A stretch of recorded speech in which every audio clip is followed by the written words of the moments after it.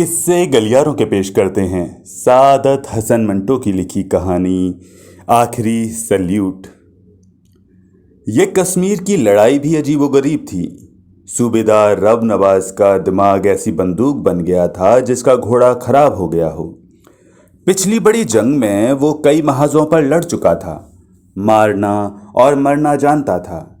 छोटे बड़े अफसरों की नज़रों में उसकी बड़ी तौकीर थी, इसलिए कि वो बड़ा बहादुर, निडर और समझदार सिपाही था।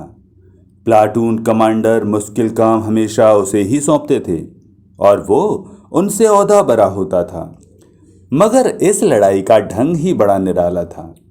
दिल में बड़ा वलवला, बड़ा जोश था। भूख प्यास से बेपरवाह सिर्फ एक ही लगन थी, दुश्मन का सफाया कर देने की। मगर जब उससे सामना होता तो जानी पहचानी सूरतें नजर आती।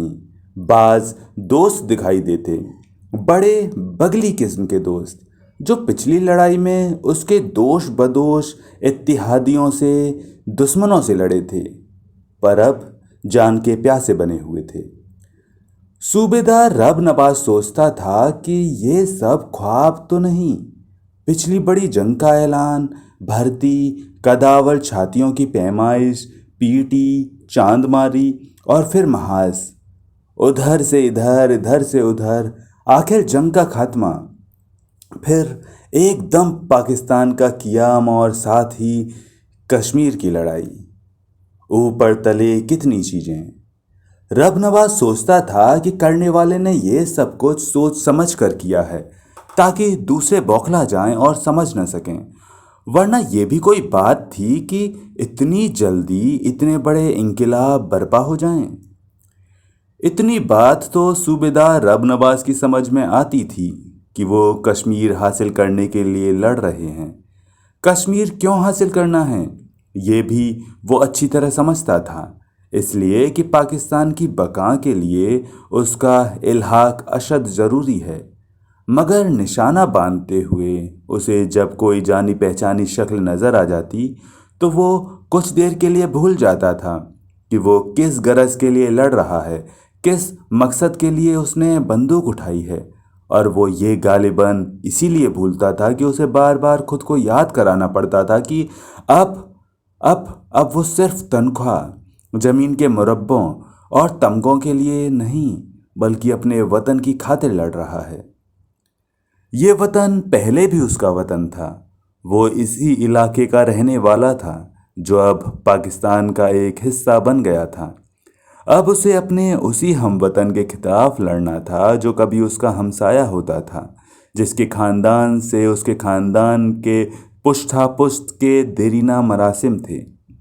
अब उसका वतन वो था जिसका पानी तक भी उसने कभी नहीं पिया था, पर अब उसकी खातिर एकदम उसके कंधे पर बंदूक रखकर ये हुक्म दे दिया गया था कि जाओ, ये जगह जहां तुमने अभी अपने घर के लिए 2 ईंटें भी नहीं चुनी, जिसकी हवा और जिसके पानी का मज़ा अभी तक तुम्हारे मुंह में ठीक तौर पर नहीं बैठा है, तुम्हारा वतन है। जाओ, उसकी खातिर पाकिस्तान से लड़ो, उस पाकिस्तान से जिसके ऐन दिल में तुमने अपनी उम्र के इतने बरस गुजारे हैं। रब नवाज सोचता था कि यही दिल उन मुसलमान फौजियों का है जो हिंदुस्तान में अपना घर बार छोड़कर यहाँ आए हैं। वहाँ उनसे सब कुछ छीन लिया गया था। यहाँ आकर उन्हें और तो कुछ नहीं मिला, अलबत्ता बंदूकें मिल गई हैं, उसी वजन की, उसी शक्ल की, उसी मार्के और उसी छाप की। पहले सब मिलकर एक ऐसे दुश्मन से लड़ते थे जिनको उन्होंने पेट और इनाम व इकराम की खातिर अपना दुश्मन यकीन कर लिया था। अब वो खुद 2 हिस्सों में बट गए थे। पहले सब हिंदुस्तानी फौजी कहलाते थे, अब एक पाकिस्तानी था और दूसरा हिंदुस्तानी। उधर हिंदुस्तान में मुसलमान हिंदुस्तानी फौजी थे। रब नवाज जब उनके मुतलिक सोचता तो उसके दिमाग में एक अजीब गड़बड़ सी पैदा हो जाती, और जब वो कश्मीर के मुतलिक सोचता तो उसका दिमाग बिल्कुल जवाब दे जाता।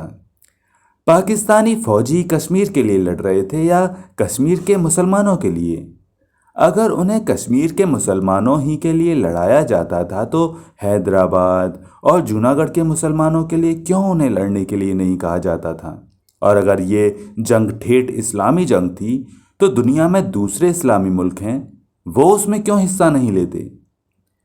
रब नवाज अब बहुत सोच विचार के बाद इस नतीजे पर पहुंच गया था कि ये बारीक बारीक बातें फौजी को बिल्कुल नहीं सोचनी चाहिए।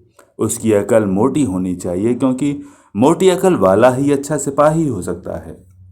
मगर फितरत से मजबूर कभी कभी वो चोर दिमाग से उन पर गौर कर ही लेता था और बाद में अपनी इस हरकत पर खूब हंसता था। दरियाए किशनगंगा के किनारे इस सड़क के लिए जो मुजफ्फराबाद से करण जाती है, कुछ अरसे से लड़ाई हो रही थी। अजीबोगरीब लड़ाई थी। रात को बाज औकात आपस की पहाड़ियां फायरों के बजाय गंदी गंदी गालियों से गूंज उठती थी। एक मर्तबा सूबेदार रव नवाज अपनी प्लाटून के जवानों के साथ शब खून मारने के लिए तैयार हो रहा था कि दूर नीचे एक खाई से गालियों का शोर उठा। पहले तो वो घबरा गया। ऐसा लगता था कि बहुत से भूत मिलकर नाच रहे हैं और जोर जोर के कह कहे लगा रहे हैं। वो बड़बड़ाया, खिंजीर की दुम, ये क्या हो रहा है? एक जवान ने गूंजती हुई आवाजों से मुखातिब होकर ये बड़ी गाली दी और रब नवाज से कहा, सूबेदार साहब गालियां दे रहे हैं, अपनी माँ के यार। रब नवाज ये गालियां सुन रहा था जो बहुत उकसाने वाली थीं। उसके जी में आई कि बजन बोल दे, मगर ऐसा करना गलती थी। चुनाचे वो खामोश रहा। कुछ देर जवान भी चुप रहे, मगर जब पानी सर से गुजर गया तो उन्होंने भी गला फाड़ फाड़ के गालियां लुढ़काना शुरू कर दी। रब नवाज के लिए इस किस्म की लड़ाई बिल्कुल नई चीज थी। उसने जवानों को 2-3 मर्तबा खामोश रहने के लिए कहा, मगर गालियां ही कुछ ऐसी थीं कि जवाब दिए बिना इंसान से नहीं रहा जाता था। दुश्मन के सिपाही नजर से ओझल थे। रात को तो खैर अंधेरा था, मगर वो दिन को भी नजर नहीं आते थे। सिर्फ उनकी गालियां नीचे पहाड़ी के कदमों से उठती थीं और पत्थरों के साथ टकरा टकरा कर हवा में हल हो जाती थीं। रब नवाज की प्लाटून के जवान जब उन गालियों का जवाब देते थे तो उसको ऐसा लगता था कि वो नीचे नहीं जाती, ऊपर को उड़ जाती हैं। इससे उसको काफी खासी कोफ्त होती थी। चुनाचे उसने झुंझला कर हमला करने का हुक्म दे दिया। रब नवाज को वहां की पहाड़ियों में एक अजीब बात नजर आई थी। चढ़ाई की तरफ कोई पहाड़ी दरख्तों और बूटों से लदी फंदी होती थी और उतराई की तरफ गंजी, कश्मीरी हितों के सर की तरह। किसी की चढ़ाई का हिस्सा गंजा होता था और उतराई की तरफ दरख्त ही दरख्त होते थे। चीड़ के लिए लंबे तनावर दरख्त जिनके बटे हुए धागे जैसे पत्तों पर फौजी बूट फिसल फिसल जाते थे। जिस पहाड़ी पर सूबेदार रब नवाज की प्लाटून थी, उसकी उतराई दरख्तों और झाड़ियों से बेनियाज थी। जाहिर है कि हमला बहुत ही खतरनाक था, मगर सब जवान हमले के लिए बखुशी तैयार थे। गालियों का इंतकाम लेने के लिए वो बेताब थे। हमला हुआ और कामयाब रहा। 2 जवान मारे गए, 4 जख्मी हुए। दुश्मन के 3 आदमी खेत रहे, बाकी रसद का कुछ सामान छोड़कर भाग निकले। सूबेदार रब नवाज और उसके जवानों को इस बात का बड़ा दुख था कि दुश्मन का कोई जिंदा सिपाही उनके हाथ न आया, जिसको वो खातिर ख्वाह गालियों का मजा चखाते। मगर ये मोर्चा फतह करने से वो एक बड़ी अहम पहाड़ी पर काबिज हो गए थे। वायरलेस के जरिए से सूबेदार रब नवाज ने प्लाटून कमांडर मेजर असलम को फौरन ही अपने हमले के इस नतीजे से मुत्तला कर दिया था और शाबाशी वसूल कर ली थी। करीब करीब हर पहाड़ी की चोटी पर पानी का एक तालाब सा होता था। इस पहाड़ी पर भी तालाब था, मगर दूसरी पहाड़ियों के तालाबों के मुकाबले में ज़्यादा बड़ा। उसका पानी भी बहुत साफ और शफाफ था। गो मौसम सख्त सर्द था, मगर सब नहाए। दांत बजते रहे, मगर उन्होंने कोई परवाह न की। वो अभी इस शगल में मसरूफ थे कि फायर की आवाज़ आई। सब नंगे ही लेट गए। थोड़ी देर के बाद सूबेदार रब नवाज खान ने दूरबीन लगाकर नीचे ढलवानों पर नजर दौड़ाई, मगर उसे दुश्मन के छुपने की जगह का पता न चला। उसके देखते देखते एक और फायर हुआ। दूर उतराई के फौरन बाद एक निस्बतन छोटी पहाड़ी की डाड़ी में से उसे धुआं उठता नजर आया। उसने फौरन ही अपने जवानों को फायर का हुक्म दिया। उधर से धड़ाधड़ फायर हुए, इधर से भी जवाबन गोलियां चलने लगीं। सूबेदार रब नवाज ने दूरबीन से दुश्मन की पोजीशन का बगौर मुताला किया। वो गालिबन बड़े बड़े पत्थरों के पीछे महफूज थे, मगर ये मुहाफिज दीवार बहुत ही छोटी थी। ज़्यादा देर तक वो जमे नहीं रह सकते थे। इनमें से जो भी इधर उधर हटता, उसका सूबेदार रब नवाज की जद में आना यकीनी था। थोड़ी देर फायर होते रहे। इसके बाद रब नवाज ने अपने जवानों को मना कर दिया कि वो गोलियां ज़ाय न करें, सिर्फ ताक में रहें। जूं ही दुश्मन का कोई सिपाही पत्थरों की दीवार से निकलकर इधर या उधर जाने की कोशिश करे, उसको उड़ा दें। ये हुक्म देकर उसने अपने अलिफ नंगे बदन की तरफ देखा और बड़बड़ाया, खंजीर की दुम, कपड़ों के बगैर आदमी हैवान मालूम होता है। लंबे लंबे वक्फों के बाद दुश्मन की तरफ से इक्का दुक्का फायर होता रहा। यहाँ से उसका जवाब कभी कभी दे दिया जाता। ये खेल पूरे 2 दिन जारी रहा। मौसम यकलख्त बहुत सर्द हो गया, इस कदर सर्द कि दिन को भी खून मुंजमद होने लगता था। चुनाचे सूबेदार रब नवाज ने चाय के दौर शुरू करा दिए। हर वक्त आग पर केतली धरी रहती। जूं ही सर्दी ज़्यादा सताती, एक दौर इस गर्म गर्म मशरूब का हो जाता। वैसे दुश्मन पर बराबर निगाह थी। एक हटता तो दूसरा उसकी जगह दूरबीन लेकर बैठ जाता। हड्डियों तक उतर जाने वाली सर्द हवा चल रही थी। जब उस जवान ने, जो पहरेदार था, बताया कि पत्थरों की दीवार के पीछे कुछ गड़बड़ हो रही है, सूबेदार रब नवाज ने उससे दूरबीन ली और गौर से देखा। उसे हरकत नजर न आई, लेकिन फौरन ही एक आवाज़ बुलंद हुई और देर तक उसकी गूंज आसपास की पहाड़ियों के साथ टकराती रही। रब नवाज उसका मतलब न समझा। उसके जवाब में उसने अपनी बंदूक दाग दी।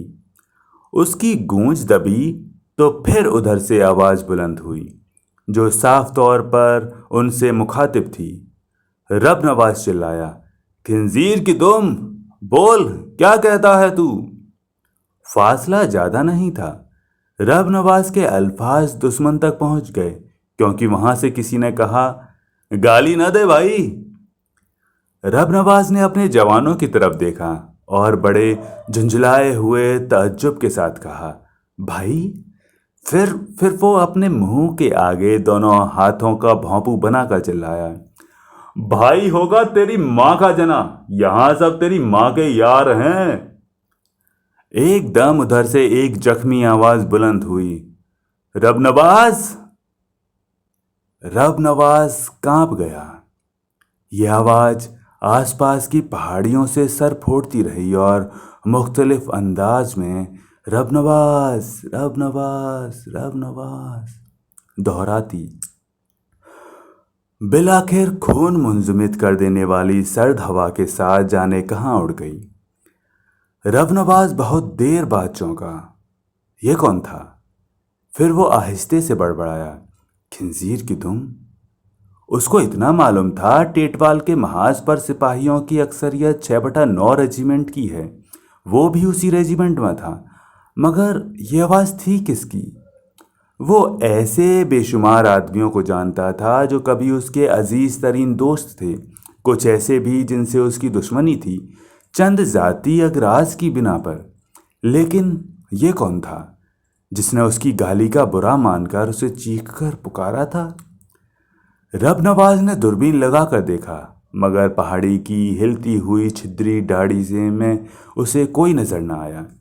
दोनों हाथों का भौंपू बनाकर उसने जोर से अपनी आवाज उधर फेंकी, ये कौन था? रब नवाज बोल रहा है, रब नवाज, रब नवाज। ये रब नवाज भी कुछ देर तक पहाड़ियों के साथ टकराता रहा। रब नवाज बड़बड़ाया, खिंजीर की तुम। फौरन ही उधर से आवाज बुलंद हुई, मैं हूं, मैं हूं राम सिंह। रब नवाज ये सुनकर यूं उछला जैसे वो छलांग लगाकर दूसरी तरफ जाना चाहता है। पहले उसने अपने आप से कहा, राम सिंह। फिर हलक फाड़ के चिल्लाया, राम सिंह, ओए राम सिंहा, खिंजीर की दुम। खिंजीर की दुम अभी पहाड़ियों के साथ टकराकर पूरी तरह गुम नहीं हुई थी कि राम सिंह की फटी फटी आवाज बुलंद हुई, ओए कुमार के खोते। रब नवाज फूं फूं करने लगा। जवानों की तरफ रौबदार नजरों से देखते हुए वो बड़बड़ाया, भगता है खंजीर की तुम। फिर उसने राम सिंह को जवाब दिया, ओए बाबा टल के कड़ाड़ प्रसाद, ओए खंजीर के झटके। राम सिंह बेतहाशा कह कहे लगाने लगा। रब नवाज भी जोर जोर से हंसने लगा। पहाड़ियाँ ये आवाज़ें बड़े खलंदड़े अंदाज में एक दूसरे की तरफ उछालती रहीं। सूबेदार रब नवाज के जवान खामोश थे। जब हंसी का दौर खत्म हुआ तो उधर से राम सिंह की आवाज़ बुलंद हुई, देखो यार, हमें चाय पीनी है। रब नवाज बोला, पियो, ऐश करो। राम सिंह चिल्लाया, ओए ऐश किस तरह करें, सामान तो हमारा उधर पड़ा है। रब नवाज ने पूछा, किधर? राम सिंह की आवाज आई, उधर जिधर तुम्हारा फायर हमें उड़ा सकता है। रब नवाज हंसा, तो क्या चाहते हो तुम खिंजीर की दुम? राम सिंह बोला, हमें सामान ले आने दे। ले आ, ये कहकर उसने अपने जवानों की तरफ देखा। राम सिंह की तशवीश भरी आवाज बुलंद हुई, तू उड़ा देगा कुमार के खोते। रब नवाज ने भन्ना कर कहा, बक नहीं ओए संतोख सर के कछुए। राम सिंह हंसा, कसम खा नहीं मारेगा। रब नवाज ने पूछा, किसकी कसम खाऊं? राम सिंह ने कहा, किसी की भी खा ले। रब नवाज हंसा, ओए जा मंगलवा ले अपना सामान। चंद लम्हात खामोशी रही। दूरबीन एक जवान के हाथ में थी। उसने मानी खेज नजरों से सूबेदार रब नवाज की तरफ देखा। बंदूक चलाने ही वाला था कि रब नवाज ने उसे मना किया, नहीं नहीं। फिर उसने दूरबीन लेकर खुद ही देखा। एक आदमी डरते डरते पंजों के बल पत्थरों के अकब से निकलकर जा रहा था। थोड़ी दूर इस तरह चलकर वो उठा और तेजी से भागा और कुछ दूर झाड़ियों में गायब हो गया। 2 मिनट के बाद वापस आया तो उसके हाथों में कुछ सामान था। एक लहजे के लिए वो रुका, फिर तेजी से ओझल हुआ तो रब नवाज ने अपनी बंदूक चला दी। तड़ाक के साथ ही रब नवाज का कहकहा बुलंद हुआ। ये दोनों आवाज़ें मिलकर कुछ देर तक छनछनाती रहीं। फिर राम सिंह की आवाज़ आई, थैंक यू, नो मेंशन। रब नवाज ने यह कहकर जवानों की तरफ देखा, एक राउंड हो जाए। तफरीह के तौर पर दोनों तरफ से गोलियां चलने लगी। फिर खामोशी हो गई। रब नवाज ने दूरबीन लगाकर देखा। पहाड़ी की डाड़ी में से धुआं उठ रहा था। वो पुकारा, चाय तैयार कर ली राम सिंह? जवाब आया, अभी कहाँ ओए कुमार के खोते। रब नवाज जात का कुम्हार था। जब कोई उसकी तरफ इशारा करता तो गुस्से से उसका खून खौलने लगता। एक सिर्फ राम सिंह के मुंह से वो इसे बर्दाश्त कर लेता था, इसलिए कि वो उसका बेतकल्लुफ दोस्त था। एक ही गांव में वो पलकर जवान हुए थे। दोनों की उम्र में सिर्फ चंद दिन का फर्क था। दोनों के बाप फिर उनके बाप भी एक दूसरे के दोस्त थे। एक ही दिन स्कूल में प्राइमरी तक पढ़ते थे और एक ही दिन फौज में भर्ती हुए थे। पिछले बड़ी जंग में कई महाजों पर इकट्ठे लड़े थे। रब नवाज अपने जवानों की नज़रों में खुद को खफीफ महसूस करके बड़बड़ाया, खिंजीर की तुम अब भी बाज नहीं आता। फिर वो राम सिंह से मुखातिब हुआ, बक नहीं ओए खोते की जूं। राम सिंह का कहकहा बुलंद हुआ। रब नवाज ने ऐसे ही शिस्त बांधी हुई थी। तफरीहन उसने लबलबी दवा दी। तड़ाक के साथ ही एक फलक शिगाफ चीख बुलंद हुई। रब नवाज ने फौरन दूरबीन लगाई और देखा कि एक आदमी नहीं, राम सिंह पेट पकड़े पत्थरों की दीवारों से जरा हटकर दोहरा हुआ और गिर पड़ा। रब नवाज जोर से चीखा, राम सिंह, और उछलकर खड़ा हो गया। उधर से बैक वक्त 3-4 फायर हुआ। एक गोली रब नवाज का बाया बाजू चाटती हुई निकल गई। फौरन ही वो औंधे मुंह जमीन पर गिर पड़ा। अब दोनों तरफ से फायर शुरू हो गए। इधर कुछ सिपाहियों ने गड़बड़ से फायदा उठाकर पत्थरों के कब से निकलकर भागना चाहा। उधर से फायर जारी थे मगर निशाने पर कोई न था। रब नवाज ने अपने जवानों को उतरने का हुक्म दिया। 3 फौरन ही मारे गए, लेकिन उफ्ताओ खेजा बाकी जवान दूसरी पहाड़ी पर पहुंच गए। राम सिंह खून में लथपथ पथरीली जमीन पर पड़ा कराह रहा था। गोली उसके पेट में लगी थी। रब नवाज को देखकर उसकी आंखें तमतमा उठी। मुस्कुराकर उसने कहा, ओए कुमार के खोते, ये तूने क्या किया बे? रब नवाज राम सिंह का जख्म अपने पेट में महसूस कर रहा था, लेकिन वो मुस्कुराकर उस पर झुका और दोजानू होकर उसकी पेटी खोलने लगा। खिंजीर की तुमसे किसने बाहर निकलने को कहा था? पेटी उतारने से राम सिंह को सख्त तकलीफ हुई। दर्द से वो चिल्ला पड़ा। जब पेटी उतर गई और रब नवाज ने जख्म का मुआयना किया, जो बहुत खतरनाक था, तो राम सिंह ने नवाज का हाथ दबाकर कहा, मैं अपना आपत दिखाने के लिए बाहर निकला था कि तूने ओए ओए रब के पुत्र, तूने फायर कर देता। रब नवाज का गला रूंध गया। कसम वहदुल्ला शरीक की, मैंने ऐसे ही बंदूक चलाई थी। मुझे मालूम नहीं था कि तू खोतेगा से बाहर निकल रहा है। मुझे अफसोस है। राम सिंह का खून काफ़ी बह निकला था। रब नवाज और उसके साथी कई घंटों के बाद वहां पहुंचे थे। एक अरसे तक तो एक पूरी मशक खून की खाली हो सकती थी। रब नवाज को हैरत थी कि इतनी देर तक राम सिंह जिंदा रह सका है।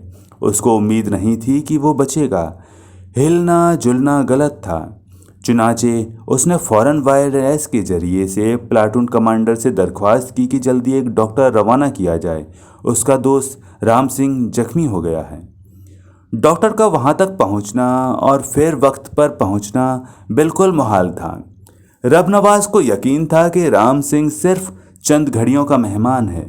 फिर भी वायरलेस पर पैगाम पहुंचाकर उसने मुस्कुराकर राम सिंह से कहा, डॉक्टर आ रहा है, कोई फिक्र न कर। राम सिंह बड़ी नहीफ आवाज में सोचते हुए बोला, फिक्र किसी बात की नहीं। ये बता, मेरे कितने जवान मारे हैं तुम लोगों ने? रब नवाज ने जवाब दिया, सिर्फ एक। राम सिंह की आवाज़ और ज़्यादा नहीफ हो गई, तेरे कितने मारे गए हैं? रब नवाज ने झूठ बोला, 6। और ये कहकर उसने मानीखेज नज़रों से अपने जवानों की तरफ देखा। 6? राम सिंह ने एक एक आदमी अपने दिल में गिना। मैं जख्मी हुआ तो वो बहुत बददिल हो गए थे, पर मैंने कहा खेल जाओ अपनी और दुश्मन की जान से। 6 ठीक है। वो फिर माजी के खुंदलकों में चला गया। रब नवाज, याद है वो दिन तुम्हें? और राम सिंह ने बीते दिन याद करना शुरू कर दिए। खेतों खलियानों की बातें, स्कूल के किस्से, 6/9 जाट रेजिमेंट की दास्तानें, कमांडिंग अफसरों के लतीफ़े और बाहर के मुल्कों में अजनबी औरतों से मुआशके। उनका जिक्र करते हुए राम सिंह को कोई बहुत दिलचस्प वाक़या याद आ गया। हंसने लगा तो उसके टीस उठी, मगर उसकी परवाह न करते हुए जख्म से ऊपर ही ऊपर हंस कर कहने लगा, ओ इस सुअर के तिल, याद है तुम्हें वो मैडम? रब नवाज ने पूछा, कौन? राम सिंह ने कहा, वो इटली की, क्या नाम रखा था हमने उसका? अरे बड़ी मारखोर औरत थी। रब नवाज को फौरन ही वो औरत याद आ गई। हाँ, वो मैडम मनीता फंतो।